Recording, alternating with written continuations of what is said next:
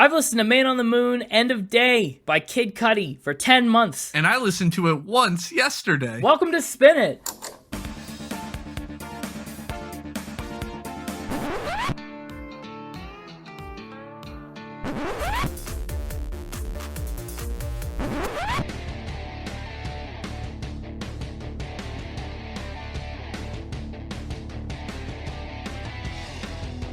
Cudi. Yes. Pronounced Cudi. Yes. Definitely was thinking Cudi. No, that's not right. Like cooties. No, not like cooties. You better believe that's going to come before I intro the episode. It's going to be, as the theme music fades out, that's what you're going to be saying. Good. Hello, everybody, and welcome back to Spin It, the record-ranking podcast for people who would rather be listening to music. I'm James, and with me is Connor. We made it! Well, I guess we gotta make it through this episode, but assuming we make it to the end of this episode, we made it! Yeah, this is episode number 104, so this episode officially marks the end of our second year. 2 full years, haven't missed a Friday. That's true. 2 years of all sorts of stuff. All sorts of stuff. Actually, this is also the end, the last episode in the year of vengeance. Yeah? Where certain decisions made in year one of the podcast have been avenged. Yep. So I'm excited to be through that. How you feeling? Yeah, this is the end. The vengeance dies tonight. Wow, creepy.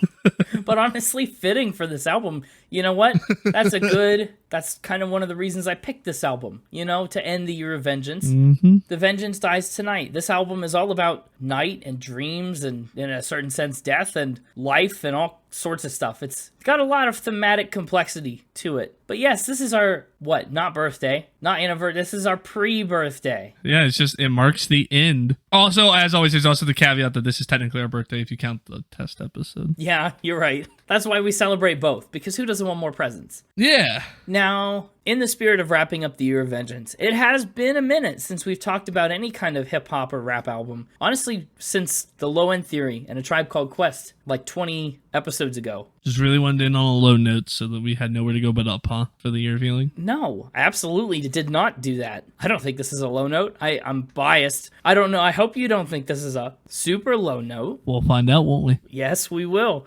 But I thought I'd bring us back, you know, it's been a while, so it was time to touch base again, and I guess, you know, maybe that is why I stuck it in the year of vengeance. If we needed to come back eventually, maybe this is a good spot for rap, to delay its entry into the upcoming year of healing. Yeah, picked an interesting artist as well, really cutting deep into what kicked off the year of vengeance. Am I? He has some ties to a certain note taker. Oh, he does.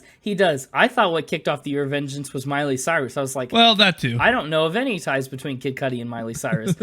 Really, it was just a lot of your choices in year one piled up. They were compounded. Yeah. Well, this week we are talking about Kid Cudi and his debut album, Man on the Moon, The End of Day. I'm so stoked. This is an album I've really envisioned a podcast episode for ever since I listened to this record. Somebody one time recommended this album to me under the caveat statement. They said it'll change your life. And I wish I could remember exactly who told me to listen. If you're listening to this podcast right now, I appreciate you so much, because honestly, I don't know if it was life-changing necessarily, but it definitely did a good job at pivoting my understanding of like hip-hop and rap as a genre. It definitely was a paradigm shift, if nothing else. So hats off to you, whoever you are. I have some ideas. I think I know who you were. But if you remember recommending the album to me, let me know.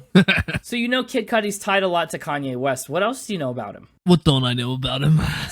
We're not doing that again. I mean, while I believe, and you clearly did know a lot about Bon Jovi, I refuse to believe you know much about Kid Cudi. You didn't even know. You started this episode saying, oh, it's not pronounced Cudi. I'm pretty certain it's pronounced Cudi. You could say that. I was going to say you could say that all you want, but no, you can't, because then all the Kid Cudi fans who listen to this episode are going to be like, I'm done. That's awful. But on the flip side, all the Kid Cudi fans who listen to the episode will really be on board. Anyway, regardless of what you know about Kid Cudi, I'm sure you could learn a little more. So I'm here to teach you. Prepare to be learned. I'm prepared. Prepare to have been taught. Let's go. Let's go. Scott Ramon Seguro Cudi, or as most of you know him, Kid Cudi, was a kid, right, in Cleveland, Ohio in 1984. He grew up in the Cleveland area. His mother was a teacher, His father was a World War II veteran and a painter. He passed away when Kid Cudi was age 11. But he went to like Shaker Heights High School. I don't know how familiar you are with Northern Ohio, but Cleveland. Isn't that where Machine Gun Kelly's from? yeah, Machine Gun Kelly. There's like a coffee shop or something that we're supposed to go visit. Yeah, he does have a coffee shop there because he is from there. Right, that's right. And then, Cleveland, the place where The Rock and Roll Hall of Fame is? Cleveland, a running narrative through our first 2 years. I guess so. Well, before he decided to go into music, Miss Cudi pursued a degree in film at the University of Toledo, which, I think that is a fact that really shows in his music. It's very cinematic, and he's very good at storytelling and world building through song. And I think a lot of that comes from like what he wanted to do with film. He also had aspirations to join the Navy that never really panned out, but he thought about it. But he's been rapping and making music on the side since 2003 in his late high school days. He was particularly inspired by early hip-hop groups like A Tribe Called Quest from episode 86, honestly the last time we've talked about rap. Wow. Yeah, small world. In 2005, he decided to really get serious about it, start pursuing it as a career, so he moved to New York to live with his uncle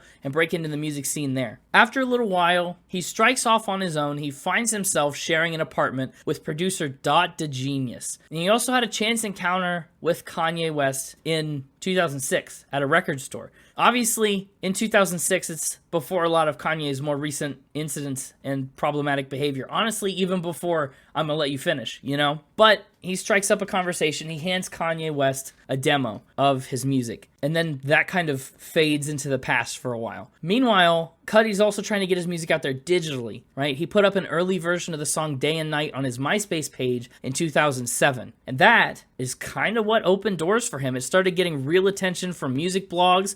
And lo and behold, once again, it caught the ear of Kanye West. Cudi was quickly signed to Good Music, and he put out a mixtape called A Kid Named Cudi in 2008. And it was actually a free download, kind of like Chance the Rapper in more recent times, but also using a label, which Chance clearly does not enjoy. Basically, Kid Cudi and Kanye West start to be frequent co-workers and collaborators. They work together on all kinds of production stuff. Jay-Z's The Blueprint 3, Kanye's 808s and Heartbreak, and a lot more. So he's kind of making a name for himself in tandem with others, but he's also striking out and gaining recognition on his own too. He was a member of XXL's 2009 freshman class. He was on Snoop Dogg's MTV Talk Show in 2009. He cameoed in a video for Solange, Beyonce's sister.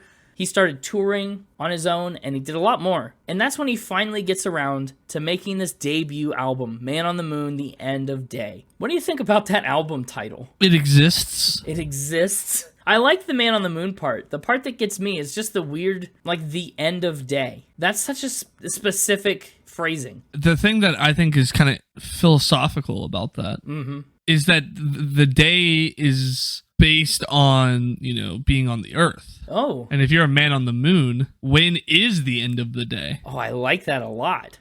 When is the end of the day on the moon? Yeah, I've never thought about it like that. Like, the end of the day is when the earth is rotated completely around on its axis. Yeah. And if you're not on the earth, when does the day end? When the moon has rotated around on... How long does that take? Does the moon rotate on an axis? I've never really thought about it. Because isn't the moon tidal locked or something like that? Like, we always see the same side of the moon? Isn't that a thing? Well, that's just because of the situation. Kind of. Go ahead. A day on the moon is 29.5 Earth days. So almost a month. Oh. Huh. Yeah. So this could be the end of month. Man on the Earth, the end of month. That's like a way lamer album.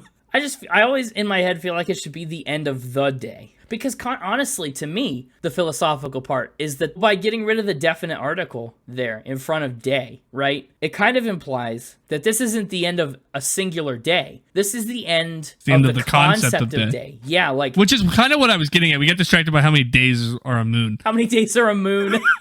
Whoops. Yeah. But yeah, that's kind of what I was getting to, was like, if you're no longer on Earth and you're just looking out into just space, it's just like the concept of day I would assume if you're on the moon, the sun's not really going to set or rise, right? You're always going to be able to see the sun. That's not true. In some way, or like a star, or I don't know, like would it rise and set? I guess the difference is you don't have an atmosphere on the moon, so the sky doesn't get blue like the daytime. Like you'd always be able to see stars. Right. What's the sun look like from the moon? About the same as it does on Earth, I guess. But does it ever disappear? Yes, there's a whole dark side of the moon. Pink Floyd taught you all about this. But like, hang on, I'm getting existential about the moon. That's a good tagline for this album. Now I'm getting existential about the moon. Okay, here we go. So it says the amount of time it takes the moon to rotate once on its axis is equal to the time it takes for the moon to orbit once around the Earth. So that keeps the same side of the moon facing us, facing towards the Earth the entire time. Yeah, I was going to say it definitely rotates. So that's why we never see the dark side of the moon. It's just because it's a coincidence. So if I'm on the light side of the moon, I would still lose the sun. I would end up on the dark side of the moon, right? Would I? Yes. How's that work? What? I'm a little confused. Oh no. Well, I'm thinking if we see the same side of the moon the whole time. Welcome to Spin It, the podcast where we talk about the rotation of celestial bodies. I'm a little confused. If you always see the same side of the moon from the Earth, and I'm on the side of the moon you can see, then I will always see your side. Then you would always be able to see my side, right? So I would never end up on the dark side of the moon, right? You would at the times when you are out of my line of sight. But it's never out of your line of sight. Yes, it is. But if the same side of the moon is always facing the Earth, then I'm really trying to understand. It's broken my brain a little bit. This concept of being able to see the same side of the moon the whole time. Yes, the moon revolves around its axis and around the Earth. Yeah. And therefore around the sun. It is tidally locked. That's what I'm saying. So like, wouldn't you always see me and I'd never end up on the dark side of the moon? Which would mean I'd always be able to see the sun? No, because what about... theoretically? No, because there's lunar eclipses where the moon is in shadow. Well, that's like a whole positional thing where like the Earth blocks out the sun from the moon. You would still be able to see it, right? Theoretically. It's just the light can't get to it, so we can't see it. Isn't that what's happening there? The time it takes for the moon to rotate once on its axis is equal to the time it takes for the moon to orbit once around the Earth. So... yeah. You see where I'm confused? It's confusing language. Humans can never see the far side of the moon from Earth. Yeah, see, so therefore, if you can never see the far side of the moon, you would always be able to see me, which would mean I would always be able to see the sun, except for when the Earth is blocking me out, right? No. Here.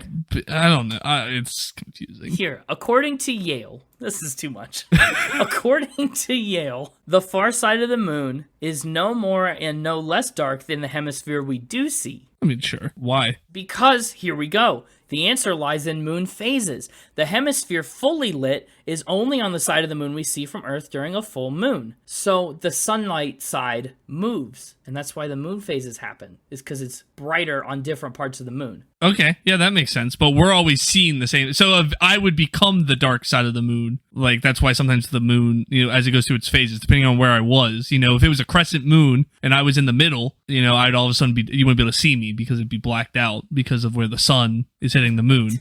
Anyway, so it's the end of day as a concept. But yet you technically would already be able to see me if there was light because I'm tidally locked to you. Right. I see. That makes sense. Okay, I'm on board. We've cracked the case. Good. Yeah. No, I just think it signals like the end of day as a concept. Like nighttime will be all that's left after the end of day. Well, yeah, especially because, again, there's no atmosphere, right? So all you're seeing is black space. Right. Very similar vibes during the moon day and the moon night. Yeah. Glad we were able to figure out the moon. We did it. We solved the moon. We did it by finding what other people have said and just learning it.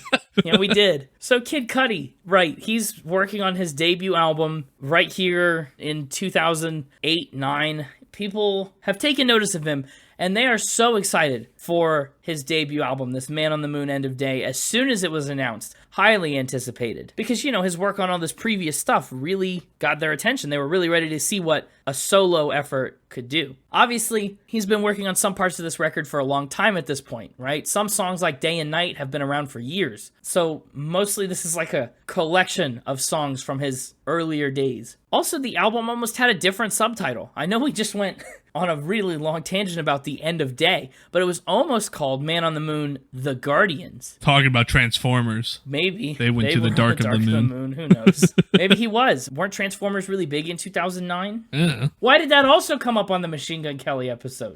Oh my gosh. It's all cyclical. It's all title locked. The podcast is title locked with thimbles and Transformers. Great. But the reason he changed the subtitle is because he'd started to develop ideas for a trilogy. That's right. You heard it here first. Not first. You probably heard it a lot of other places before this. But The End of Day is the first in a series of albums, concept albums really, that focus on the same central character and kind of draw from the same thematic well, right? Lyrically and thematically, the album's dark and foreboding. It feels very personal, very incisive, and it deals pretty intimately with a lot of topics like fame, substance use and abuse, depression, and a lot more. It was actually so heavy when he finally first put this album together. He had to go back through and add a couple more upbeat, happier, more optimistic songs because he didn't want the album just to be a downer. But that said, in spite of it dealing with more conceptual weight, when he was making this album, he wanted to use these deep themes but hit them in really easy to digest ways. He didn't want songs that were dense, as you'd say. He wanted to include lyrics that would make his points for him kind of the same way you'd say things in real life. He said, "I don't speak like a nerdy guy, I speak like a regular dude."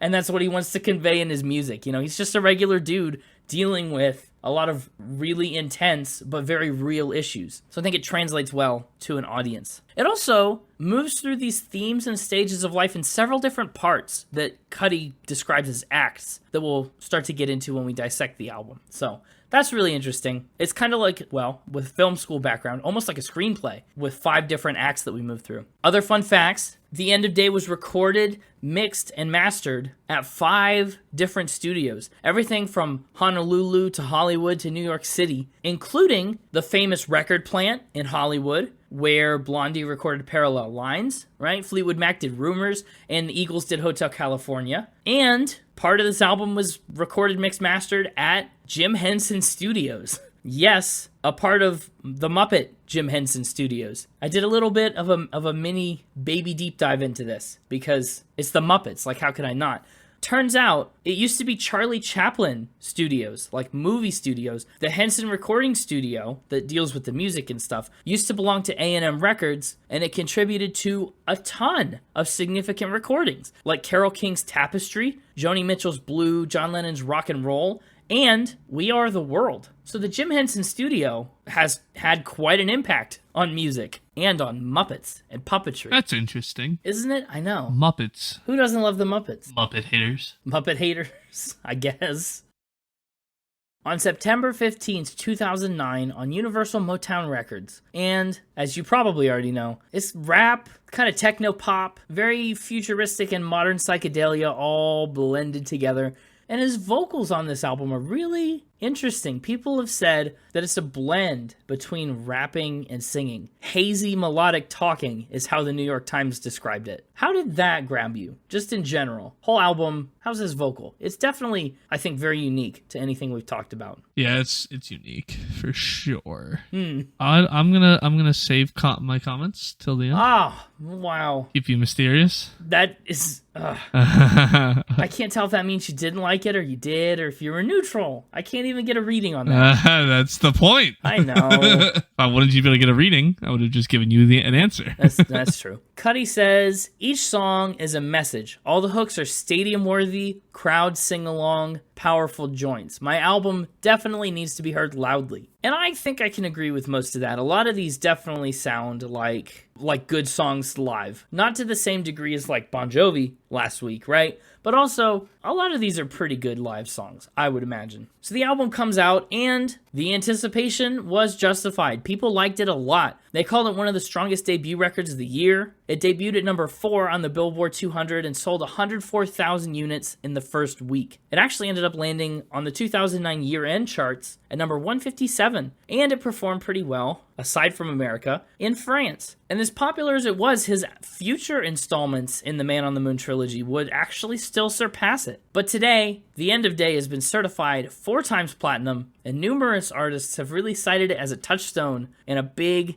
influence for their work, including Logic, Lil Yachty, and Travis Scott. And it's also a notable album for, presenting and expanding the dialogue around mental health, especially in hip-hop culture. In 2009, when this came out, an album this incisive and personal and stuff like that was just not a thing you heard a lot of.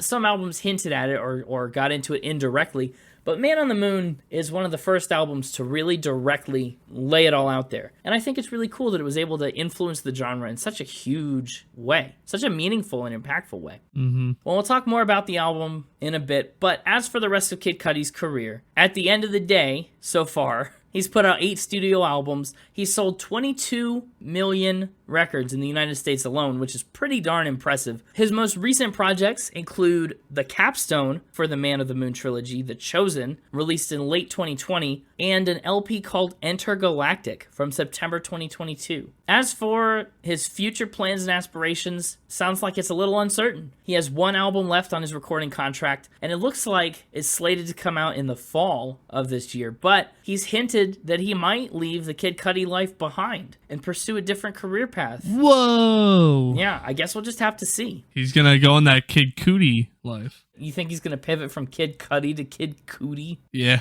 I somehow doubt it. But there's a non-zero chance. Never tell me the odds. But yeah, we'll see whether that comes to pass. In the meantime, as Kid Cudi, in his 2 decades of music making, he's earned a BET Hip Hop Award for Best Hip Hop Video with Day and Nite, a Beatport Music Award, which is for recognizing electronic music. He's earned a Critics' Choice Groundbreaker Award at their annual celebration of Black cinema and television in 2009. He's won 2 Grammys on 6 nominations, and his 2 wins were in 2012 for Kanye West's All of the Lights, another song we've talked about at length.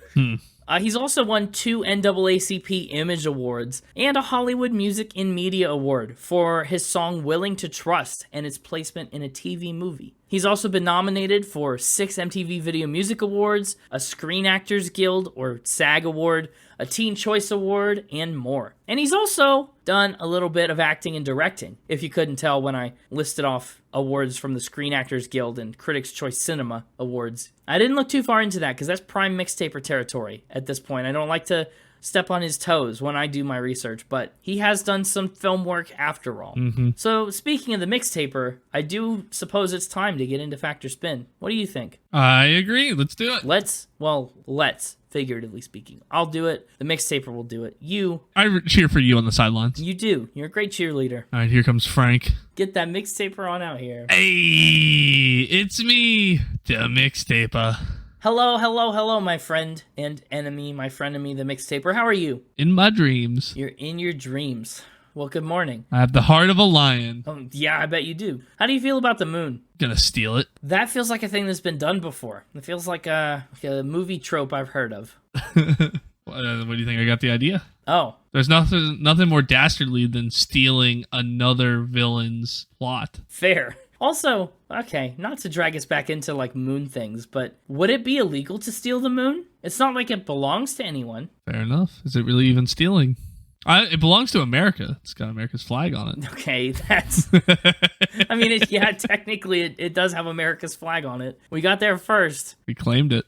Now Mars, no flag, so... Oh, true. No flag on Mars. So what if we stole Mars? What do you have to do to steal Mars? Clearly, I mean, like, you can't shrink it and take it like Despicable Me. Is it the flag? Like, if we got a mixtaper flag up on Mars... Oh. Is it yours? That's how we steal the moon. We go replace the American flag with a mixtaper flag, and it's stolen. Just capture the flag with the United States government. First one to take the enemy's flag to Mars wins. That doesn't make sense. That's where the capture zone is. But they're getting your flag from Earth? No. It's one flag capture the flag, where there's a flag in a neutral location and both teams trying to get it and be the first one to return it to their base. But both your bases are on Mars? No, yeah.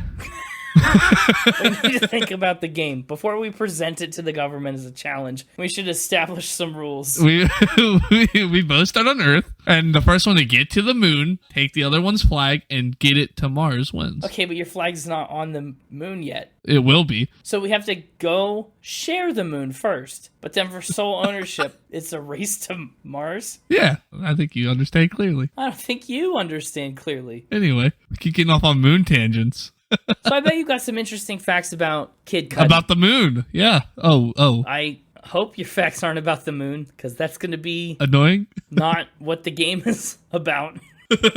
But sure. My first fact, the moon is made of cheese. Oh, well, that feels pretty like a spin. Ooh, sorry, that's a true fact. Anyway. Pick a number, 1 through 4. I don't think I've started with 3 in a while. What's fact number 3? You just started with fact number 3 last week. Yeah, maybe I did. What of it? Fair enough. It's been a while. It's been a whole week. It's been a whole week, 7 days. It's been like a moon afternoon since I've picked. Oh, that's fair. It's been a moon afternoon since I picked fact 3. Moon afternoon. That's a really good phrase. I actually really like that. Oh, man. It's a week. Every week is a moon afternoon. Well, one week out of every month, I guess. He made a large but generous purchase. Well, that's nice of him. How large of a purchase are we talking? Oh, wonderful. Thank you for asking that question. Let's play everybody's second favorite game show. Guess that dollar I amount. knew it as soon as the words started to leave my mouth. A fitting end to the year of vengeance, really. Is it $1 million purchase? No. Which way do I need to go? Way down. Is it a $20 purchase? Up. Okay.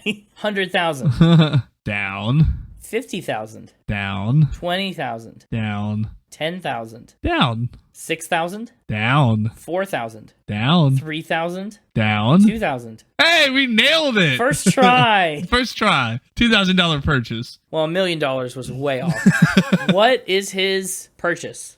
A gift card. A $2,000 gift card. To where? What establishment? Can you put $2,000 on the gift card? Apparently. The Hundreds store. The Hundreds store? It's a clothing store. It's like a dollar store, but everything is 100 times more expensive.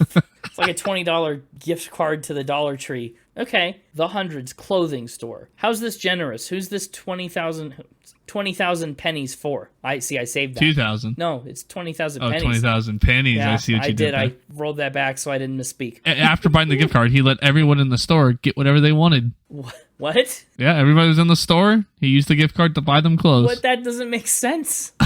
Why would that seem so roundabout to the way that I would do that? Well, I mean, why wouldn't he just say, hey, I'm paying for the first $2,000 in orders today, or I'm paying for, an item for everyone who checks out up to $2,000? Well, because then how would people know to go buy stuff? His goal is to buy stuff for people who normally couldn't afford that kind of clothing or didn't buy that clothing. And so he was like, hey, everybody, get some clothing. Right, but then why wouldn't he just pay for it all on a credit card or something, like a debit card? Why did he have to buy a gift card? What's with the middleman? I don't like it. And why, I don't know, what if the final total exceeded $2,000 or was less than, and he had a leftover balance on his gift card? It just doesn't seem smart. I just can't wrap my head around why that makes sense as a thing to do. You calling Kid Cudi not smart? No, I might be calling this a lie, though. Oh. So who does he get to go shopping with him to redeem this purchase? Is there a specific group of people? Just everybody that was in the store. But I feel like everybody that was in the store is there because they want clothing from there. Or they're just shopping. They're just looking. They probably do want clothing from there. It doesn't mean they're going to buy any. I guess. And how many people end up reaping the benefits of this? The gift card thing is tripping me up too much. I don't think this is true. I think maybe he went on a nice shopping trip with people. I don't know. Maybe that's true. Maybe that's real. I don't know why he would buy a $2,000 gift card just to turn around and spend it on the same day at the same place. That doesn't make sense to me. This is a true fact. Why? What? I don't know. He walks into a store, says, hey, I'd like to buy a $2,000 gift card. And then they say, sure, wow, thank you, Mr. Kid Cudi. And he says, okay, now. He turns around with his megaphone and goes, everybody, I just bought a $2,000 gift card. Come get in line. And then they get in line and scan their things, and he hands the gift card back to the people who just sold it to him, and they say, wow, thanks, and then throw it away. Yeah, I guess. What? Wow, that is so... doesn't make any sense. Oh, I'm mad that that's true. I'm not mad that he did it. I'm just mad that he did it like that. Yeah. And this song's simple as that. I don't know if he knows what's simple. All right, well, I'm revoking your number picking privileges because I've got an order this week. Well, you're lucky I've decided. You're lucky I went with a good first one then. Yeah. We're going to go with the next one, which is number 1, which is he would sometimes eat 8 cheeseburger meals a day. How is that not a final ramp? 8 cheeseburger meals a day. Himself, he would eat 8 cheeseburger meals. Yeah. We're talking like what? Like McDonald's? Like Big Mac or Happy Meal? Or I don't know. like quarter pound, like half pound cheeseburgers? Like what's a cheeseburger meal? I don't know. What's the restaurant? Do we at least know that? Nope. Why is he eating so many cheeseburgers? Well, it was a rough estimate, right? He says he probably on average did closer to 4 to 5 cheeseburger meals a day, but he could do upwards of 8. But an upwards of 8 means that he would sometimes eat 8. Correct. But he says he doesn't do that anymore because now he's trying to cut back and lose weight. Yeah, that's not a good way to lose weight. But when he would do this, 8 meals in a day, would he eat other things? No, I think that was pretty It was much it. just cheeseburger. I hope that was only it. Because I'm thinking if it is like just a little like, you know, the McDonald's one where you can get like 2 cheeseburgers and a fry. Yeah. You know, for a couple bucks. Like if it's those kind of cheeseburgers, I could put away 8 in a day. I don't know if it is. No, I could put away 8 in a day if it's those little cheeseburgers. I could eat like 3 of those in one meal. And so all it takes is, you know, like 2.5 meals. Lunch, dinner, like a midnight snack. Or breakfast, an existing meal. But sure. Nobody wants cheeseburger meals for... Although I guess with the implication of meals, it means I'd have to eat all the fries and stuff too. So maybe that would be a bit much. Yeah, he didn't just eat cheeseburgers. He ate cheeseburger meals, apparently. Or maybe he did just eat cheeseburgers for his meals. I can't tell if the meal is made of cheeseburger or the meal was made of cheeseburger meals. It's a little confusing. Yeah, I don't know. I don't know either. How long did he do this? What was his cheeseburger binge like? Doesn't say. As far as I know, he still could be doing it. Wow. Just, you know, in lesser quantities because he's trying to lose weight. But we don't know where from, and we don't know all the specifics. Oddly enough, I guess I believe it. I'm going to lock in that it's a fact, and I'm going to be pretty annoyed if you say he only ate 7. This is a spin. Oh, come on. I made one distinction here that made this a spin. No. It was that he wasn't doing this a day. He was doing this a week. Oh gosh.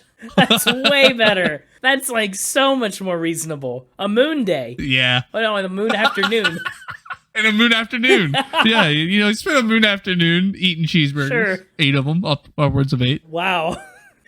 That's like way better. That's 1 a day plus an extra. Yep. 8 a day. I mean, that's a lot of cheeseburgers. I don't know why I believe that. Retrospectively, that's a stupid amount of cheeseburgers. It's a lot. That's like 56 cheeseburgers a week. Listen, I've learned from tongue flicking that I gotta go high with the numbers or that you don't believe it. Okay, fair enough. 60 tongue flicks is too few. 60 cheeseburgers is too many. All right, up next, number 2. He measures the success of his career through a movie. What movie is that? Walk Hard. I know Connor loves the movie Walk Hard, and that annoys me already. The movie Walk Hard, for the audience that doesn't know. I think we brought it up one other time unless it got cut. It might have come up. It's a parody of the life story of Johnny Cash, right? Told by John C. Reilly through this character called Dewey Cox. And he's like a singer, a country musician whose life is riddled with peril and fraught with disaster. How does Kid Cudi use this as a measuring stick for his own career? He uses it to chart his career's trajectory. Yeah, but like how? In what way? Just, you know, Dewey Cox's career was a bit of a roller coaster. And Sure. so based on what's going on in his life and how successful he is and what's going on, sees where he's kind of at on the roller coaster and adjusts accordingly. Wow. So if he's ripping a sink out of a wall, he can line that up with the point in the movie and be like, okay, I've only ripped out like 2 sinks, so I'm at this stage of my Dewey Cox phase. I'm doing all right. Yeah. Oh my gosh. What are the odds that this is true? This is so Connor specific. Well, luckily you're playing against the Nick Staver and not Connor. I know. And it's the year of vengeance. This might be one last little dig into the year of vengeance. Oh, this could ruin my not losing streak that I've got going. Well, we don't know about last week's yet. Okay, shut up. I find this one hard to believe. And therefore you're going to believe it? I'm not going to believe it. I think if this was true, you absolutely would have found it and latched onto it, and there was no way you wouldn't have said this. It feels a little too coincidental. It feels a little too on the nose. And so I'm going to say it's a spin. This is a true fact. No way. No way. Really? Yeah. Cudi has taken inspiration from films a lot, actually, in terms of things like this. He also looks at Close Encounters with the Third Kind and E.T. as inspirations. Wow. What part of his career is he in now? What part of the story? I don't know. Seems to be not in any of the bad parts. Seems to be doing all right. Yeah, fair enough. That, I'm shocked. I'm genuinely shocked that that was true. And here. And about Kid Cudi. Like an artist that Connor and you, like, might never have looked into. Yeah. And you share the love of this movie. We got that in common. I also use it to measure the success of my career as a supervillain. Yeah? I'm at 0 sinks. I'm not doing too well. Well, that's good, though, right? Dewey's ripping out sinks when he's doing poorly. So if you're not ripping out sinks, you must be pretty good. Oh, that's true. I don't understand metaphors. Right. But that brings us to our final supposedly true fact. I've already locked in my win, but will I get the perfect week to end the year of vengeance? The perfect week, I feel it looming. And I feel like since you decided on an order, this was going to be particularly impossible. It's going to be really hard. If the Dewey Cox, if the walk hard fact was your run up to this, I mean, I'm afraid. He has been expelled from high school. That was weirdly passive. He has been. Why not he was? You're right, he was. Okay. He was expelled from high school. Dare I ask what for? I don't know. Do you? Do you dare? I do dare. What for? I don't know. Which time? Which time? Multiple times? Yeah. The first time? Threatening to punch the principal. Oh, well, that would probably do it. What's the context around that? He got mad and threatened to punch the principal. He got mad at the principal? Yeah. Why? He says that high school just wasn't for him and he didn't want to go and got mad at the principal when the principal told him he had to go to class. Okay. What about the second time? For punching the principal. Oh my gosh. Okay. Second time he gets mad and I guess doesn't hold back. Obviously, different school, different principal. No, same school. Oh, he got expelled and they let him back into the same school? Yeah, he was just expelled for the year. Oh, okay. And he made good on his threat then? Yep. What was the reason this time? Was there anything new added onto it or just the same? I don't have much information on the second one. Okay. Was there a third? Oh, you know it. Oh, come on. What was the third one for? Different school. This time, flooding the school bathroom. Uh-oh. Presumably on purpose, not just like a very big number 2. No. Clogged up all the drains, turned on the water to all the sinks, flooded the bathroom. No punching. No punching this time. Was there a fourth time? There was. I figured this fact would still be going. So I guess, yeah, he has been expelled from high school. Kind of maybe is better than was. Was implies once. I guess I should have made it was expelled from school multiple times. Because this last one was from college. Oh, okay. Kicked out of college. Oh, so this is the last one. What happened during the last one? It was University of Toledo for majoring in film. And just decided that school still wasn't for him. Yeah. Said, I had so many big dreams, but Ohio wasn't the place for me to execute them. Okay. And? Got in trouble for his smoking habits. Oh, okay. There it is. I was waiting. I was like, okay, he didn't want to do that. Like, that's quitting school. That's not getting expelled. Smoking habits. Yeah. Feels believable, I'll be honest. As this album should tell you, and as most Kid Cudi fans probably already know, definitely that's like a thing in his life, So I'm sure it could have happened during college, and I'm sure colleges wouldn't have been super cool with it. I think... This is hard. We got 4 things to contend with here. Mm-hmm. Any one of these could be false, and I don't know what to do about that. Threatening to punch a principal, punching a principal, flooding the bathrooms, smoking. But is it true? I think this is a fact. Yeah, I'm going to say that all 4 of these are true. It's risky, and I am hinging my entire lack of a shutout on it. Yeah, this is, as I've learned, always go with big numbers to get you to believe it. Yeah. This is a spin. This is a spin? This is a spin. Wow. Figured 4 times was a big number for getting expelled or kicked out.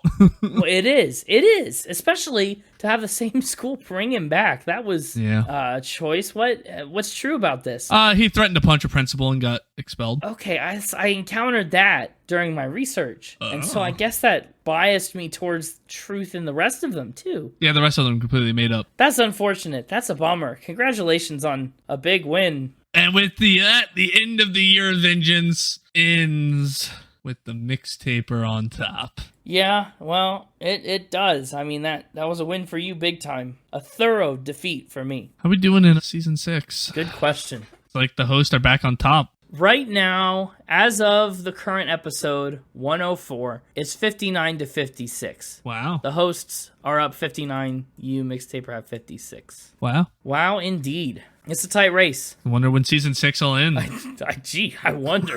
I better stay on my A game. That's for sure. Because you're hot on my tail. 3 behind you. One more perfect week like that, and I'm in the lead. Yeah, and that may very well just happen to coincidentally be the end of season 6. I don't know. Who knows? Not me, that's for sure. But what I do know is when this 104th round of Factor Spin will end, and that's right now. Well, not so fast. No. You're going to give yourself a chance to risk that perfect week? Coincidentally, I've got 4 more facts to boost my score since you're doing so poorly today. Take advantage of my kick me while I'm down. No. That's the end. Thanks for playing. Thanks for also playing. Thanks for losing. Thanks for losing? Did you just thank me for losing? Yeah. I mean, what kind of absolute poor sportsmanship is that? Never in my life. Never in my life have I heard anything said in such poor taste. I was thanking you. That's like a good thing to do. You're supposed to say your please and thank yous. I was thanking you. I was trying to be polite. Yeah. You're welcome. And with that, I'm off to learn more about the moon. See you in the year of healing. Yes, I will. Good. For year 3. Oh, I guess I should mention also, with next week's episode, also will come out the first Hey, It's Me on our website and on my Twitter at @_mixtaper. Yes, your brand new little mini blog. My new mini blogs where you can learn more about me and the things that I do and think. So check that out. Yeah, we did a little preview in episode 100. Hey, It's Me, coming soon to a Twitter near you. Till next week. Yeah. Good night, Mixtaper. Good moon night. Good night, but not goodbye. It's moon night right now, but next time we see you, it will be moon morning. It's true. And you know what comes after moon morning? Moon afternoon.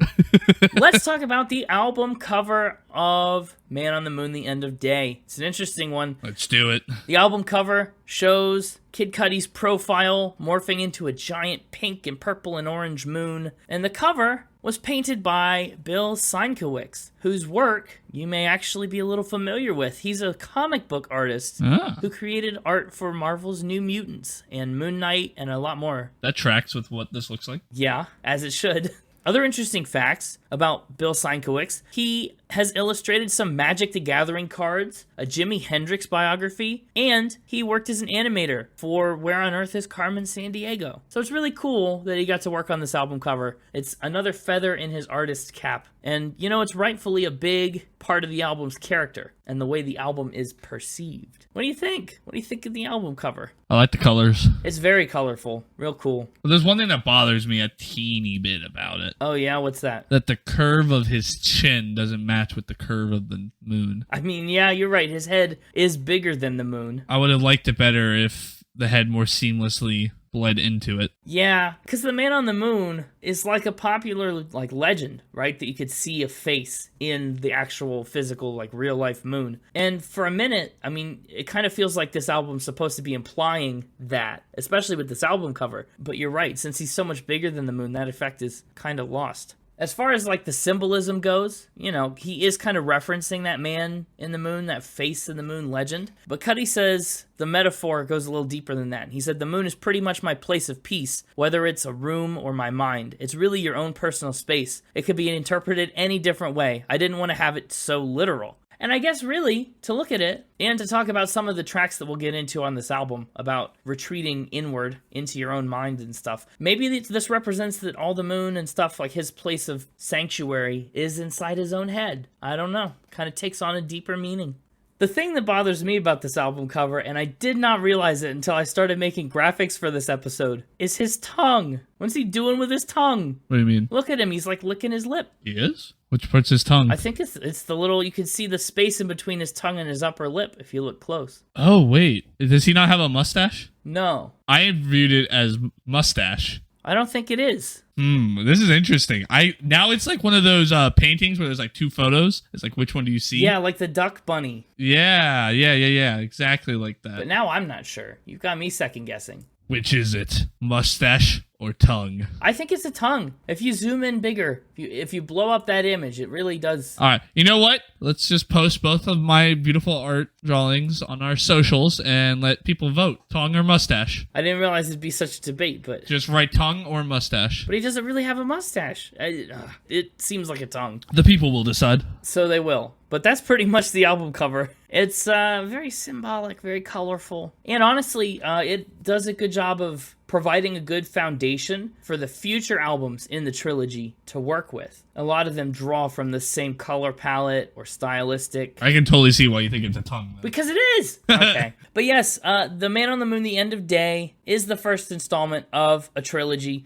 Cudi says this is literally the beginning, starts off with a dream. All these albums will be dream sequences, but this one is the very first dream. I fall asleep, and from the beginning track, you will definitely feel like you're in a dream state, but the theme is definitely my rise to fame. The question is, what kind of dream? What kind of dream? Is it a good dream or maybe a nightmare? Or a nightmare. Whoa!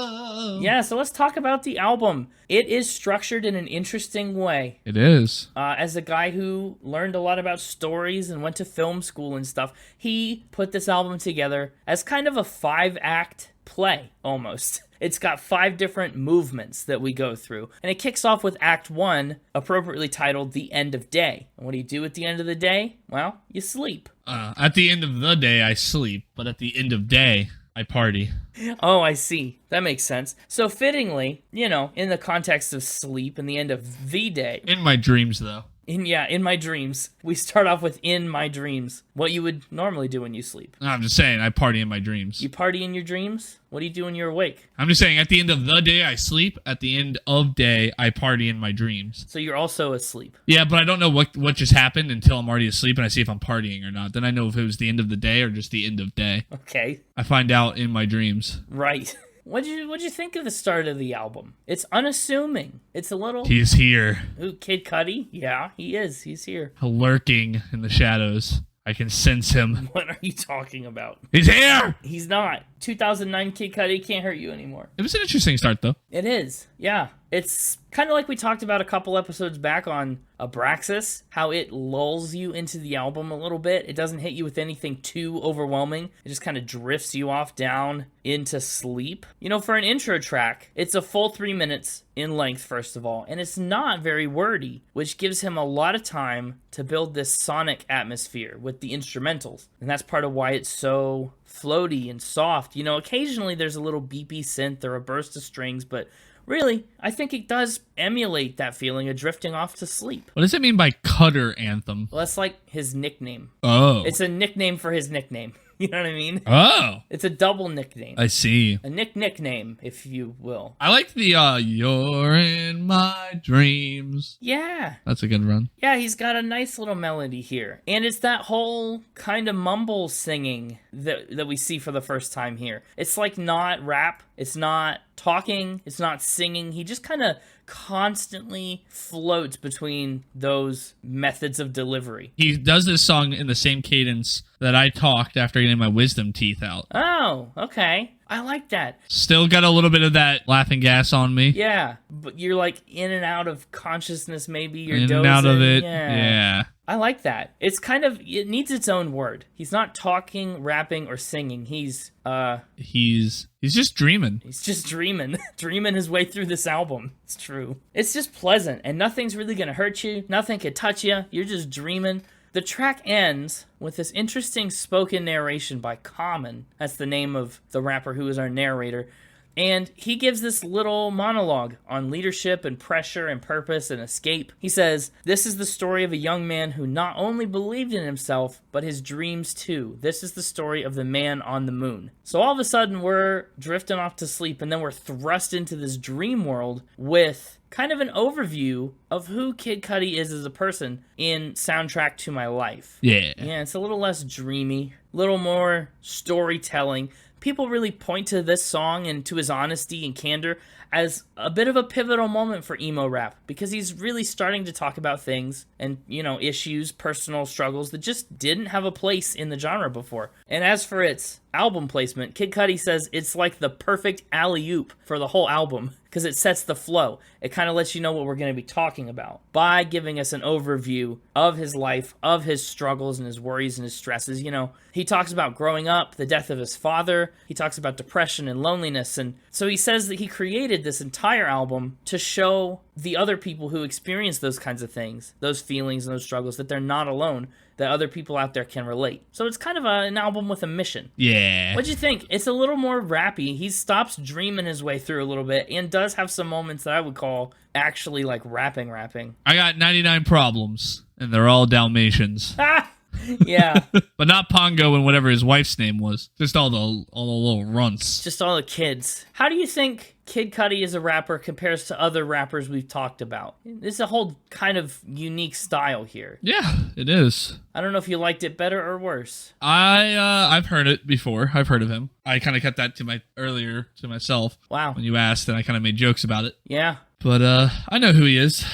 I don't think I knew this album. No, probably not. But I've heard some of his music. I have a friend who likes his music. Oh, okay. And in fact had said we should do him way back like when we started this podcast. Wow. Well, I hope you're still out there, friend, and have been patient for the last 104 episodes. He's just very different than who else have we talked about? Kanye, Kendrick, Lil Wayne, A Tribe Called Quest. He's really kind of in his own space. As far as Soundtrack to My Life goes, the verses lyrically are great. I think they're really strong lyrically, but musically, there's not much there for the verses. What really breaks the song out is the chorus, which is backed up by an organ, really cool chords, and a very persistent bass. The music's good. Music's great, right? I know the chord progression, like, it's repeated over and over a lot, but it feels very cool and unique with these back-to-back minor chords. I like it a lot. Actually, the producer, Emil Haney, who's mostly just referred to as Emil, talked about the writing process, not just for Soundtrack, right, but for the rest of the album. He said most of it was just him messing around on a keyboard. He said it would just be some chords, and then we'd kind of build around that. So he wouldn't come to the table with a full beat or a full backing track ready. He'd just mess around with some stuff, and they'd figure out, yes, I like that. No, I don't like that, and just workshop it until it was ready to go. That's interesting. It is. He said Soundtrack to My Life was one that they cut in a single night because they just were so excited about it and ready to get it done. Huh. And one certified poetry lyric that always strikes me, very pertinent to the Man on the Moon motif, happens in verse 2. He says, "The moon will illuminate my room, and soon I'm consumed by my doom." How is the moon illuminating his view if he's on the moon? Ooh. Take notes, Kid Cudi. Deep questions. Honestly, it has to be, right? Because think about this. The reason the moon looks like it's lit up is because it reflects the sun. Sure. So if the moon looks light to Kid Cudi while he's on the moon, that's because it's reflecting the sun. Just it's a lot shorter distance. Well, no, but the sun wouldn't be illuminating anything at that point because it's the distance that makes it look illuminated, right? Like if he was there on the moon, it's not going to look like it does from Earth. It's not going to look all lit up. It's going to be bright like it is on an Earth daytime. Sure. Yeah, but that's not going to illuminate. Is the sun? Is the sun bouncing off the moon? There's no moon to illuminate. It's the sun bouncing off. Yes. No, it's just the sun. It's just the sunlight that's coming in from the sun. But it's bouncing off the moon to his eyes. That's why things are visible here. Is because the sunlight bounces off. No. I don't think you understand what I'm saying. Light hits the thing and hits your eyes. The reason the moon illuminates on Earth is because we can't see the sun, so it's now the brightest thing because of all the sun rays bouncing off of it, right? But if you're on the moon, yeah, the brightest thing to you is still going to be the sun. And therefore the sun is what is giving you light, not the moon. But the light from the sun hits the ground of the moon and reflects to your eyes, which is why you can see it. And that's how you see the moon, yes, but all the light that you're seeing is just from the sun. That's all the light you ever see. No, but it's not the same. Like the brightness that's giving you the ability to see is coming directly from the sun because it's like daytime because you're on the moon and not on Earth. If I'm on Earth looking at the moon, the reason it's bright is because of the sun. If I'm on the moon and looking at the moon, the reason it's bright... Right, but it's illuminating because there is no sun to illuminate for you. It is sunlight bouncing off the moon because the actual sun is not present. But if you're on the moon, the sun is present and giving you the light directly. It's not bouncing off of the moon and coming to you to illuminate your room. The moon isn't shining through your window. The sun is. Oh, well, I guess, you know what? I'm not thinking about him having a house on the moon. I guess he does say it's in his room. Isn't that what he said? He says through the window, right? Yeah, he talks about having a room. Yeah. So I guess if the sun was coming directly through the window and not bouncing off the moon, I just pictured him standing on the moon. Well, maybe you should read the lyrics next time before you try to get into silly arguments with me. How about that?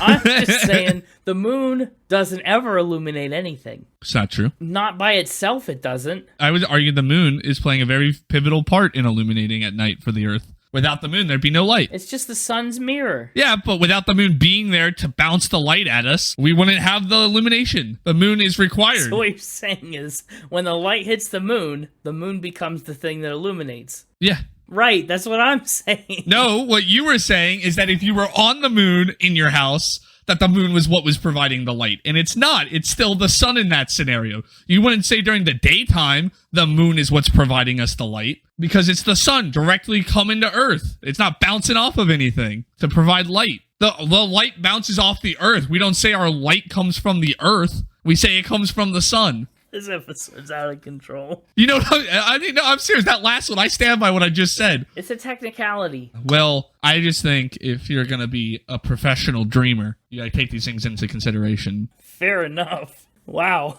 Anyway, I know that's a pretty complicated concept we're trying to hash out here, but really, what Kid Cudi is going for is simple as 1, 2, 3. Track 3. A, B, C, A, B, C. Yeah. 1, 2, 3. That's right. Track 3 is simple as that sample that you're referencing at the very beginning, and it makes up most of the hook. That comes from a surreal avant-garde song called ABC Auto Industry by Orchestral Maneuvers in the Dark, or OMD. I listened to this, I watched this video. It is weird. It's a weird song. I believe it. It's not like he's changed the sample to fit this song, right? That's actually how it sounds, with the almost apathetic voices and the strange rhythms. And interesting. Yeah, it's weird. But it can pretty easily be extrapolated, and is often misconstrued, maybe, to be a reference to the Jackson 5's much more popular variant, ABC 1, 2, 3.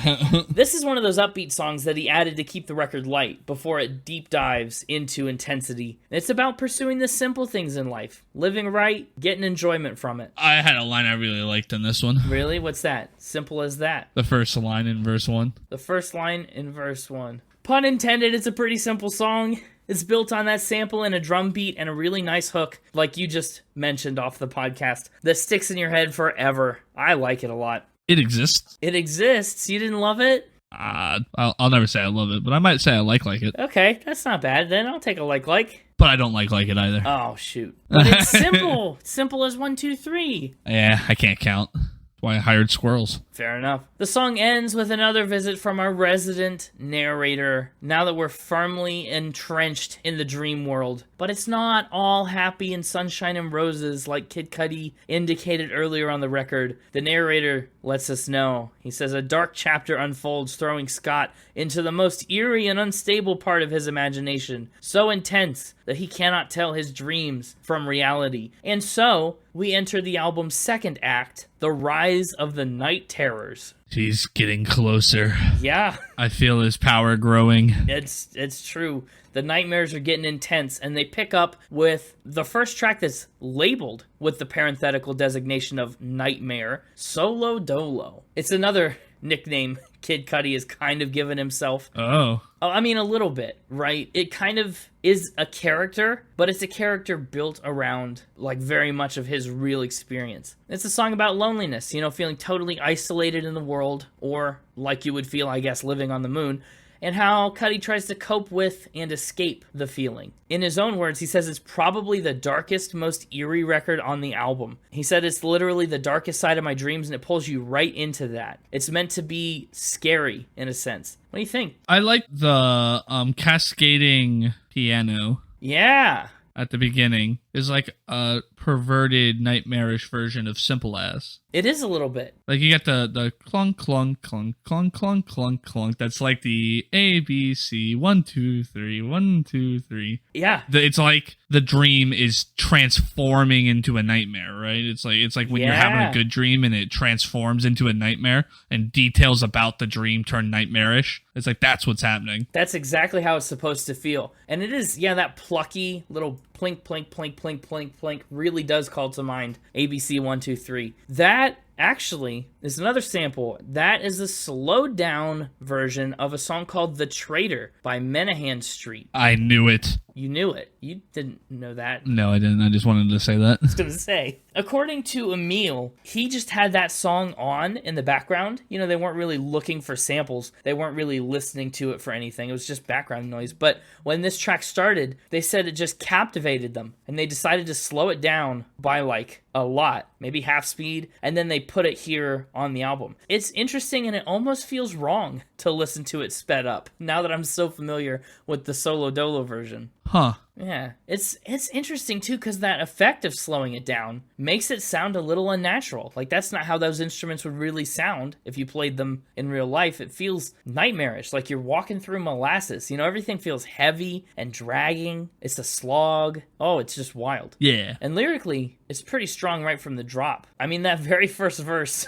comes in hard and fast. Listen good, I don't have nobody. But what I might feel are the sounds of sanity, hoping what I hear loops itself continuously, then I won't be afraid. That's a lot of words. It's like a word salad, but I like it. And it starts out, part mopey, but as the song progresses, he gets less mopey and more angry and aggressive. Instead of, I don't have anybody, he changes to, listen good, I don't need nobody. He talks about giving the finger to people who said he was an outcast or made him feel that way. He starts to get defiant and kind of pushes back against this loneliness. It's good. And then we move into Heart of a Lion, which is subtitled Kid Cudi theme music. Which is different from the Cutter anthem. It is, yeah. There are a lot of subtle distinctions like that on this album. I think it's a fast bounce back from our first Nightmare. It's this anthemic kind of track.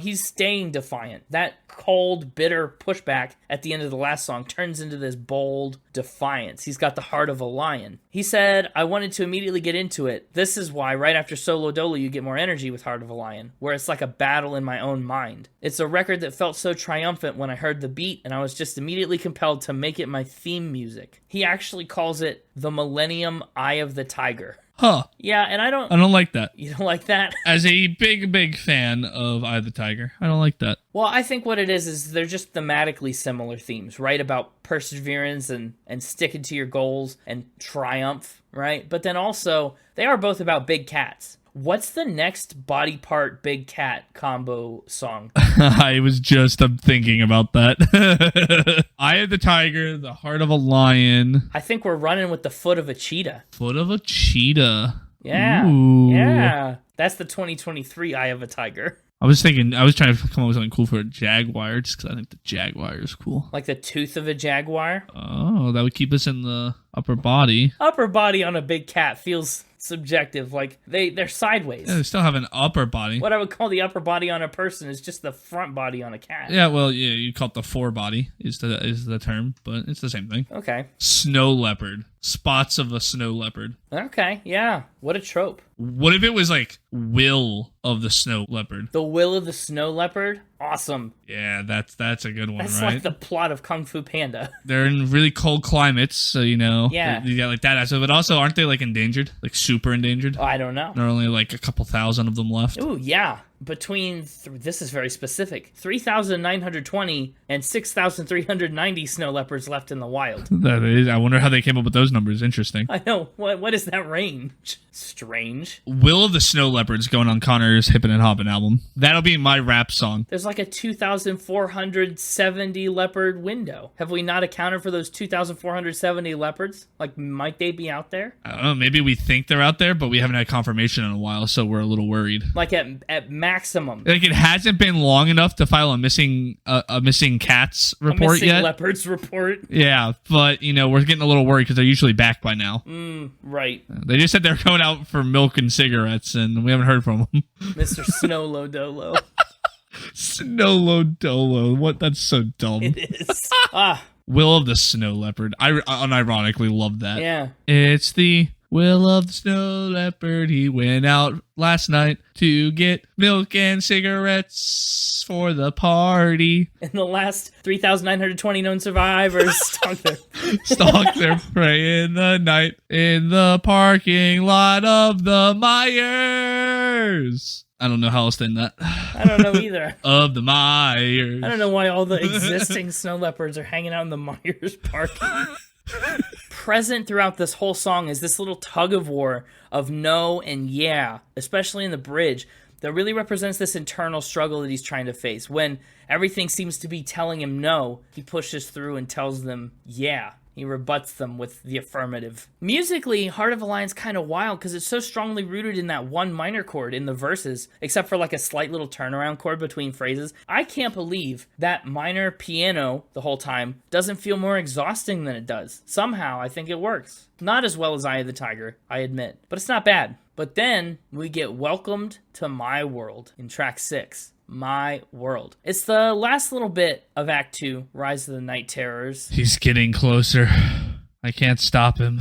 Who? Kid Cudi? He's coming! We're in his world. My World is interesting. I like My World. You liked it. It's not my favorite, to be honest. How dare you? I know, I'm sorry. Basically, it's another song of confidence, imagination, determination. He sees a world he wants to enter and conquer, and so he does it. He's the man on the moon, right? Stuck alone and in his nightmares, but he's looking to the world and plotting ways to take it over. To put it through his own lens, he says it's really like speaking about my life in Cleveland and then my life in Brooklyn. He said it's kind of like a Martian that's sitting on the planet looking at this planet from far away. He said you come here, you play the gentle creature, and you're in the back and you're like, okay, I'm going to conform and be nice to everyone, but I'm going to destroy this planet when I get the chance. To put it concisely, like he does in the chorus, this will be my world, I told you so. It's an interesting concept for a song, I think, to kind of try and deceive the world to get in their good graces until you can blow up and take it over. I don't think you hear many songs like that. Yeah, I agree. I like the slower melody to this one. It is a lot slower. It's not the same kind of slowness as, the Dream entry or Solo Dolo with the creepy bit, but it's its own unique kind of slowness. It samples different bits of a 1971 song called All What I Have. It kind of reminds me of Inner Wave, at least on this track, with the way that they style their vocals. And you can actually hear some of the original vocals from the real song underscoring Cudi in the chorus. It's alright. Musically, it's that chill track. I like it as a placeholder between the pep and punch of Soundtrack and Heart of a Lion, but, it's not quite the nightmare of Solo Dolo. It's a good middle ground. Then we get another nightmare at the beginning of Act 3, subtitled Taking a Trip, with the song Day and Night. This is the song I knew from this one. I'm sure you did. This is absolutely Kid Cudi's biggest song. It's the one that got him discovered, put him on the map. It was the first song he ever put out as a demo on MySpace, and honestly, it's pretty impressive how that shook out. It's basically his biggest hit even still. I probably first heard this song without even realizing it in the video game Watch Dogs.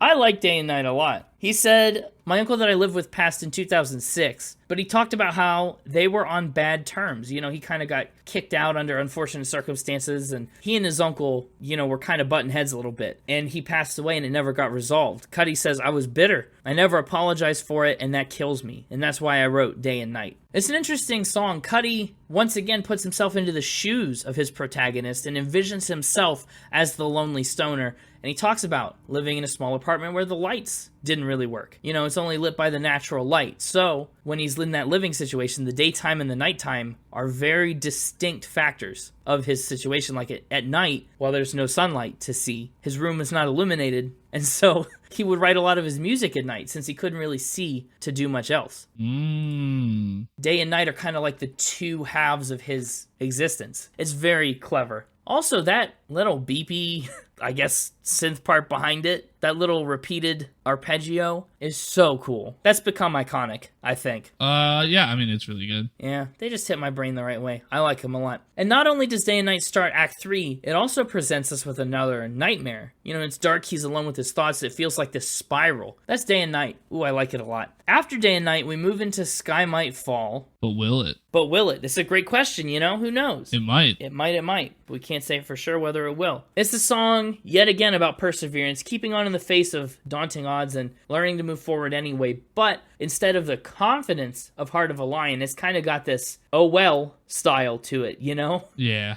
It's a very matter-of-fact song. And honestly, the production kind of echoes that, because lyrically, it doesn't have the immediacy of, like you said, you know, the sky's falling right now, right? We don't have to do something about it right now. Or it doesn't have the mournfulness of the sky has fallen and we're trying to pick up the pieces. We just don't know if it's going to fall or not. So we're trying to prepare for that eventuality. And I think it's fitting that the music kind of walks that line in between too frantic and too sad. It does a good job of establishing the middle ground and landing on it. It does. It's a nice uplifting song. It's a good one. I agree. Up next is track number 9, Intergalactic. Intergalactic. Yeah. Love Connection, Part 1. Part 1. Darn right. Where is Part 2? Nobody knows. Don't even ask about Part 3. No, there definitely are Part 2s and so on. He did. Part 2! Part 2, Part 2, Part 2! He did make a trilogy of Man on the Moon albums, and with those come more love connections. So there's 3 love connections? There's at least 2. I mean, he has released an entire album called Intergalactic. Wow. I don't care about the intergalactic part. I care about the love connection part. Well, there's definitely a love connection too, but it does not look like there's a part 3. See, I told you don't ask about it. Yeah, we don't talk about Love Connection Part 3. If you haven't guessed by now, a big part of Kid Cudi's story and of the narrative of this album revolves around drug use, and that's particularly apparent right here in Intergalactic. He said, early on in my New York days, I met this girl and we hit it off, and we did shrooms at her apartment, and we just kind of had this really magical night, and it was so intergalactic, you know, and that just stuck with me. So that's where they make this love connection in the song, and that's what the chorus is referring to when he says, get ready, pop it, let's go. They're not just popping anything, they're popping shrooms. Psychedelics, you know? It's an interesting change of pace for the album. Act 3 is really turning into a doozy. Musically, the whole song's super upbeat and driven, and honestly, I think that kind of camouflages pretty well the hurt and the depression that's behind it. You know, he's doing this to try and manufacture happiness and a love connection artificially when he's simultaneously like giving up on finding one naturally. But honestly, what a well-produced song. Intergalactic, for me, I feel like production-wise, at least, it's right up there with like Day and Night. Yeah, I'm a fan of the Nightmare songs. The Nightmare songs? Well, but the Love Connection song. Yeah,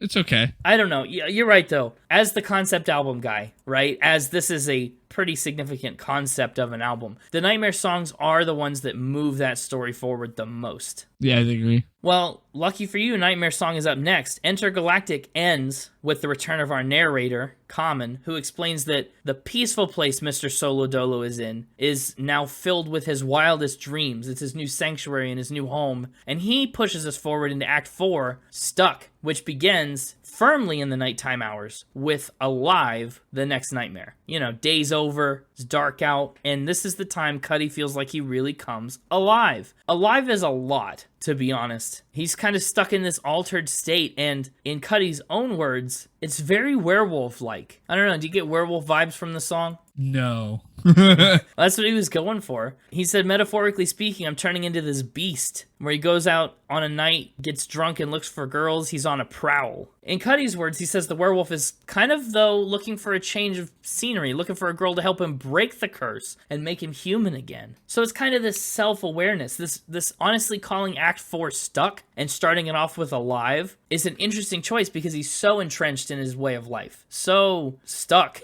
with the way that he is. He's just clawing and scratching and like trying everything he can to get out of his status quo. I see. I like Alive conceptually for that. Musically, I don't think Alive is anything to write home about. I agree. Least favorite of the Nightmare songs. Least favorite? Wow. I think so. Interesting. It is also, I would say, my least favorite of the Nightmare songs. And that's interesting because it's also a little more guitar-centric than some of his other ones. But it definitely does have that kind of prowl feel to it, you know? But after the werewolfy, prowly vibes of Alive, we move into Cudi Zone. Or as I made several jokes in my notes before I knew how his name was pronounced, the Cudi Zone. The Cudi Zone. Ew. He's almost here. I don't know what I'm gonna do. I can't contain it much longer. Contain what? So Cudi Zone. Right. Kid Cudi actually ran into some difficulty writing this song. He says that Emil was able to get the beat together in about 10 minutes, but he was writing these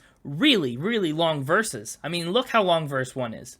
It's enormous. But he loved it. It was so good. And he was afraid that he couldn't make a second verse that was equally long and the same quality. So he put this song on the back burner for a long, long time. Honestly, like 6 months he spent with nothing except for the first verse of this song. But 6 months later, he got it together, came up with a verse he really loved, and laid it down like he had written it 10 seconds beforehand, you know? It's pretty great. And to his credit, I do think this is one of the best stretches of rapping on the album. It feels very intentional and very direct, like he's got a lot to say and he knows it. And I think one of the advantages, I mean, it's got a lot of lyrics, right? This is a dense song, but he condenses them into such a short space, and it allows the song to still have these moments that cut back, where the strings and the music can just hang out, and it gives the chorus room to spread out and not be so compact. The verses are full, but they're normal length, which I think is honestly a big advantage of rap. They can fit a lot of words into a little space. Yeah, that is an advantage. I'll give them that. Yeah,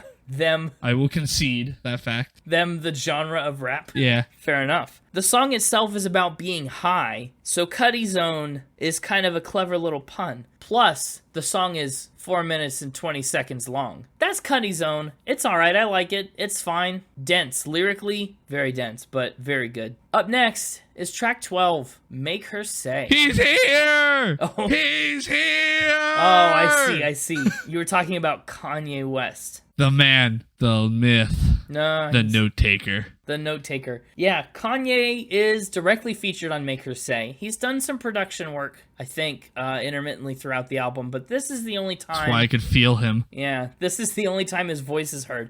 I figured, you know what? What a fitting way to close out the year of vengeance with just a slight return to one of the things that brought you the most ire. The sins of the father. That's all I have to say. Right. I like the Lady Gaga poker face sample. Poker Face, that's right. Yeah, I was going to say you might have noticed that some of the song sounds familiar. It is almost entirely built around an acoustic version of Lady Gaga's smash hit Poker Face. When are we going to do Lady Gaga? Well, now she's in the spin cycle. Now we got to do her. Add her to the list. Yeah, gotta Gaga. Gaga Gaga. I just sound like Mr. Krabs. Yeah, you do. I don't know. I'm not sure if it's the prevalence of the sample in this song or what. I don't know if it makes the song feel less original. I don't know. I just don't love it. No, it does. I did not enjoy Poker Face here.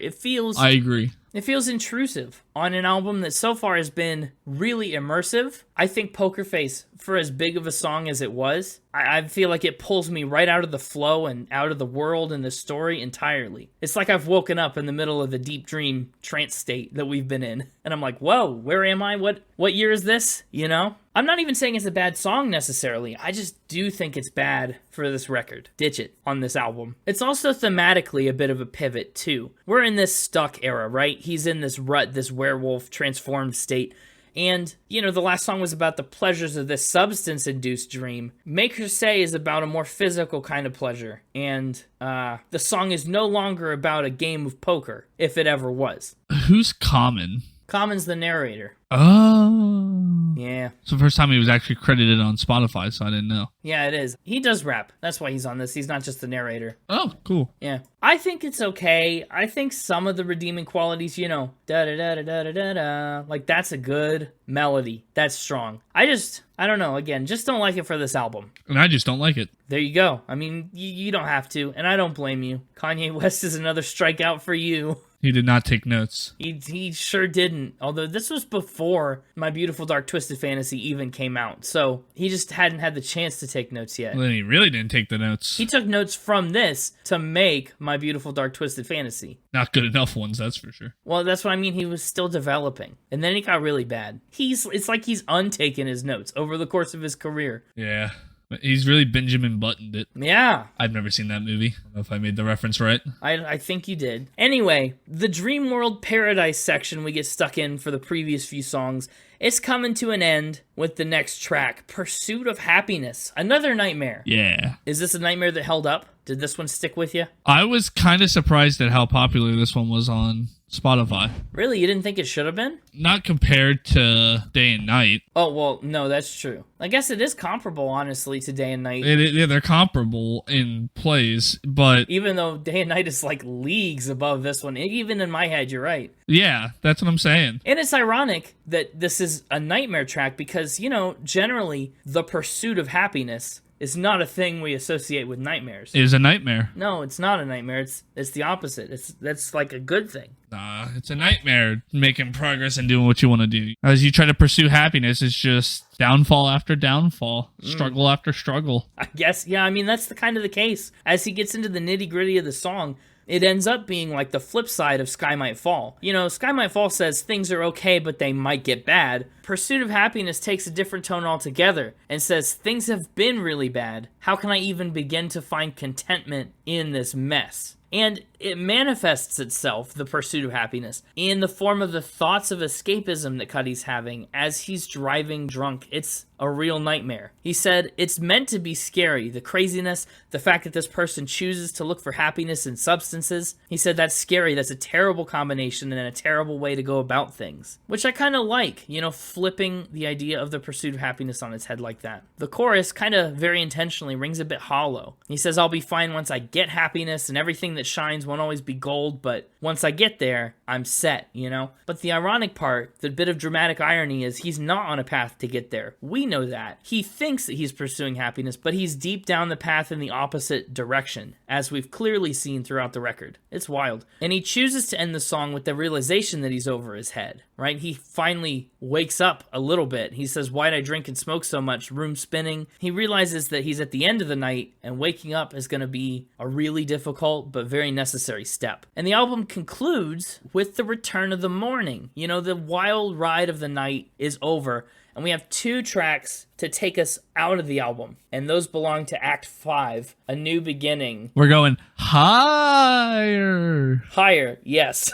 But yeah, you're right. It's stretched out funny. Higher. Higher is a track that serves a purpose. It's not a standout in its own right, but Cudi likens this track to the blissful part of waking up. It's still dreamy, but the nightmares are all over, and kind of like the first track, In My Dreams, it's bringing us back to reality slowly. It's almost like, how divers have to swim up slowly to avoid decompression and the bends? Higher is a song that seems like that. And having all their organs just come out their bottoms. Yeah. Because they get liquidized. Right, and that's what would happen to us. If Cudi just whipped us out of the dream state and back into real life... Yeah, if we just went right into up, and away, we would have been liquidized.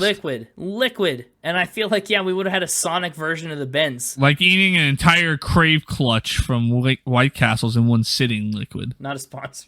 No, but I did do that. I've never really been to White Castle, but that sounds horrible. Higher is kind of our decompression piece, either way. It feels a lot less electronic, a lot less of the production that the rest of the album has been, and it's a lot more grounded in R&B. Because that's the real world. Well, yeah, it just feels less dreamy and more natural. I like it. Higher does not leave an impression much, beyond its function in the context of the album. Same. Neither the last 2 do. What? Okay, we're going to talk about that. Oh. Up and Away is the last track. The day begins as the record ends. And fittingly, that's the first lyric on Up and Away. When the sun comes up, I'll be there to say what up in the morning. I like it. You didn't like Up and Away? Did I say that? Well, you just said it didn't leave an impression. That doesn't mean it was bad. There's plenty of things that are just mediocre. This was one of the biggest impression leavers on me, to be honest. It's the most different, but I kind of liked what we had going on. I didn't want to wake up. You want to stay in the dream. That's fair. This is definitely a shift. Yeah. But I think ending in the morning is such a cool way to wrap this album up. It is. Thematically, it's really cool from a concept album standpoint. From a song standpoint, didn't leave an impression. Wow. Preferred his earlier stuff. Okay, fair enough. It represents this kind of hope, that was absolutely absent while we were in the dreams and the nightmares and stuff. Up and Away, it's like a breath of fresh air. And you know how we talk about a lot of songs that end albums as like curtain call songs? That's absolutely how Cudi conceptualized this. He said, when I heard the beat, I was like, this is my credit roller. This has to be the last scene on the album. He says it just concludes everything. It's happy, it's uplifting, and it just brings such a great energy out. I like the message of this song too. He talks about how other people's opinions shouldn't matter. If they're going to judge me no matter what I do, I'm just going to do what I want and what I need to do. End of story. It's just such a fun song, and it leaves me with a high note, even after such a weighty album. Yeah.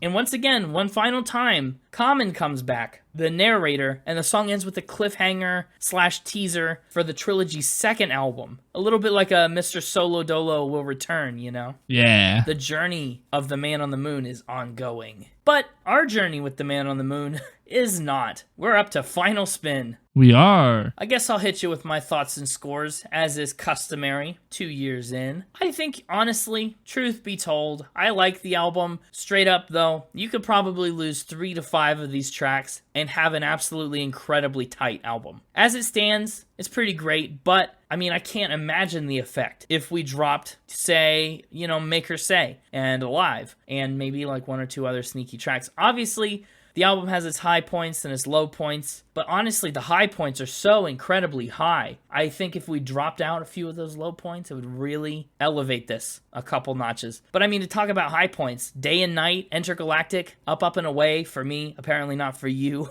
Heart of a Lion, Simple As. I think you'd be hard-pressed to find another album with as many songs of that caliber. There's a good chunk of heavy hitters here. So, like I said at the beginning, I don't think it's a life-changing album for me, but I think it absolutely did a good job at pivoting my paradigm of what a rap album can accomplish, both in lyrical depth and production scope. I think Man on the Moon, End of Day, I think it's a real door opener in some ways. Man, you're going to hate me in a couple minutes. I might. I guess we'll find out. That's what this podcast is all about. It's the end of the year of vengeance. Yeah. I had to do it. You're not going to get any chance to get any vengeance for what I'm about to do to you. No, this is your last chance to take vengeance on me for all I've done to you. Exactly, and remember that. I sure did. That's why I put this episode here, in particular. As for music, I'm giving it an 85. It's those forgettable songs that drag that down. The Hires and the My Worlds and... The Poker Faces. The Poker Faces, yeah. Lyrically, 86. Same deal. Instruments and production, such a well-produced album. I love the consistency of the dream state, and I love the way that he uses songs like Up and Away to get us into the real world. I love the transition pieces like In My Dreams and Higher. The production's great, 90. Overall vibe, it's an 87. I think this album is a good one to have in the repertoire. And as for my overall score, it gets an 87.2, which puts it at number 178. And that means it's just below Fragile by Yes, which lands at number 177. Wow. I liked this album a lot more than I expected to when I picked it up, and I gotta give it props for that. As for me, I liked this album less than I thought I would when I first hit play. Really? What point changed it? What point were you like, uh-oh, maybe it's not that good? After we got into the latter parts of the album, whatever you called them. Yeah, I would say past Intergalactic, in that stuck Act 4 and that New Day, Act 5. It is a little bit of a... Yeah, where does Act 3 begin? Act 3 starts right before Day and Night. Right before Day and Night? Yeah, Day and Night all the way down to Alive. Well, Alive is part of Act 4. Gotcha. Yeah, so, didn't care for this one as much. Sure. Not my style of music to begin with, but it was an interesting take on it. I do like some of that earlier track style. I didn't want 15 tracks of it, or I guess I didn't want 13 tracks of it since I didn't really get 15 tracks of it. That's what I'm telling you. I said drop 3 to 5 tracks. The album tightens up significantly. Yeah, you could have dropped 7, 8 tracks. 7? And then had a really tight one. Yeah, cut the album in half. You could have just written a couple songs and it would have been really tight. My top 3 in album order in my dreams. Right off the bat. Heart of a Lion. Oh, big skip. Shocker pick, My World. Ah, I'm shocked. That's my honorable mention. Okay. And Day and Night. Yeah, Day and Night had to be in there. Yeah, and you can pretty much stop the album at Day and Night. Wow. I feel like, Intergalactic and Up and Away are the two I would really lobby for out of the rest of it. And you can make a case for Pursuit of Happiness, in my mind. Yeah, well, this is my mind. And in my mind... On your moon. On my non-light reflecting moon, I'm giving this one, I'll spin it first, a 1 out of 10. Whoa. Hold on. This is getting a 1 out of 10. Go ahead. Ask for my justification. I dare you. Well, yeah, I'm curious because, wow, that's wild. He's here. Oh. You brought him back to me for the year of vengeance. the year of vengeance, on which I will get my vengeance on Kanye West slipping through with a 5 out of 10 on my rankings. Okay, so really, let me explain for those of you who did not follow the podcast for the last 104 episodes. We did Kanye West's My Beautiful Dark Twisted Fantasy early on, episode 3. Connor didn't like it, but his ranking system wasn't solid in place yet. So he gave it a 5 and has often said, biggest mistake of my life. Something like that. So he's wanted it to be lower all this time. He said it should be lower. So now that Kanye West makes literally the smallest of appearances on this album, but since he's in some way affiliated with it, you're punishing Kid Cudi. Yeah, pretty much. Yeah, you nailed it. Yeah. For your mistakes on ranking Kanye too high. Yeah, pretty much. I was going to rank it a 5, but I thought this was a good opportunity to put him where Kanye would be. And then, it's like they're in each other's place. It's like they switch. Yeah, okay. Yeah. Kanye aside, a 5 is about where I'd expect you to put this. Yeah. 5 is pretty much where this would go, but it's going into the 1 slot. Wow, that is the way to end the year of vengeance. We can heal. Yes. Nowhere to go but healing. And nowhere to go but healed. That's right. Wow, that's a toughie. And for my unit, I can't believe this is in my top. like 150. This is in my top 200. And it's a 1 for you. We really do have some interesting differences. Yeah. And now whenever I look at it there, I'll be able to know that's really you, Kanye. That's really him. You won. You did this to Kid Cudi. I hope you can live with yourself. But my unit for this historic 1. Historic 1 with a historic unit. Is getting 1 moon afternoon out of 10. That's like 7 whole days. And that's how many days until we're back in another episode of the podcast. Until the year of healing. And the year of healing is here. We're 1 moon afternoon away from healing. Wow. Feels good. I thought we'd never make it, but now I can feel this weight that has been on my heart since episode 3 lifting. Yeah, well, you know what that is. If we're on the moon, there's less gravity, so I'm gonna be a changed Connor next week. Okay, I'm looking forward to it. What do you want for the playlist? Day and night, probably. Yeah, day and night. If it was up to me... I kind of like Heart of a Lion just because of all the jokes we made about snow leopards. And just because it's a good song. It is a good song. I would be marginally on board. If I'm taking day and night, I would love to take something like Simple As, or Intergalactic, or Up, Up, and Away. Simple As is okay. I can take Simple As. That's fun. We'll do that one. Oh, okay. Simple As is in day and night. That'll work. That's a good pair. I like that. This really was a perfect alley-oop of an album that Kanye West really smacked back down to a number 1. To a score of 1, not a number 1. To a score of 1. Yeah, you're right. Well, see, that's why I put it at the end of the year of vengeance. Let's take stock, by the way. We've just finished the year of vengeance. How are we feeling? Did we properly avenge everything? Are we square? Yeah, I think so. I think we're square. Okay. Well, I shouldn't say that we're square yet. I guess we should say we're in the healing phase, right? That's what the year of healing is for. Oh, it's to... Like, you cut me deep. You drove many knives into my back in year 1. Jeez. Did I?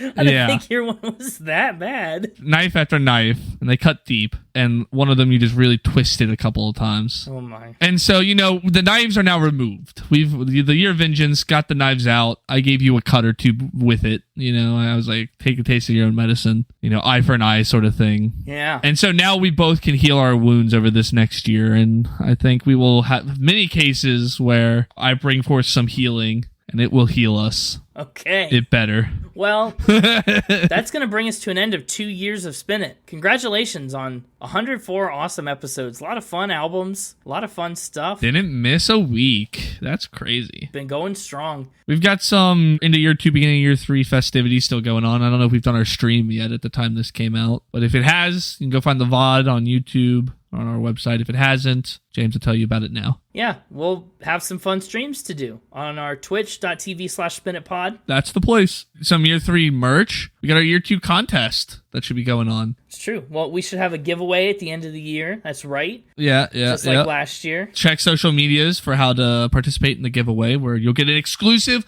one-of-a-kind piece of Spin It merchandise. Exclusive. It's true. Last year we did the giveaway. We made exactly one of the item. Gave it away. And it was personalized and really cool. We don't even have one. It's true. Only one exists. Just check out any of our social medias for that, which are Twitter, at SpinItPod, Instagram at SpinItPodOfficial, and you can also check out our website, www.spinitpod.com, for all the details and all the fun stuff, fun extras, bonus content. We made a Lego set of our mascots. Pretty awesome. It's pretty great. And we're looking forward to seeing you again in year 3. As much as I picked a good album to end the year of vengeance, I've picked a great album with which to bless the year of healing. So stay tuned for one more Moon Afternoon to find out what that is. And until we meet again, keep spinning. Rising up on the mountain. Did my time, did my pounces. Pounces, I like it. Went the distance, now I'm at a party. Just a cat drinking milk to survive. Oh, okay. So many times I drink it too fast. Wash it down with a cigarette. Oh, yeah. Now they're gone too, got to hit the mire. Must have milk to keep the party alive. It's the will of the snow leopard. How's the song go? I've now had a mental block because there's too many syllables in snow leopard versus tiger. Did I skip a line on accident when I wrote this?